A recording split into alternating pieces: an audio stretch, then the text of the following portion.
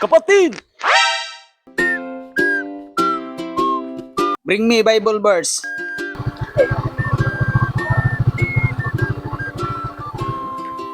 Kailangan na English. Kailangan na English. Ay, pwede, gini sila. Kita ada naran dari sana. Kita ada naran dari sana. Kinsa may kabalo. Doon re. John 10:20 ako amal sa. So, mauna to guys, no? Ato na siyang yatagan siyang palipay guys, no? Ato na siyang yatagan og 50 pesos guys, no? Ato ade yung taningi 100 kaso lang wala man siya nakapalo sa ato guys, no?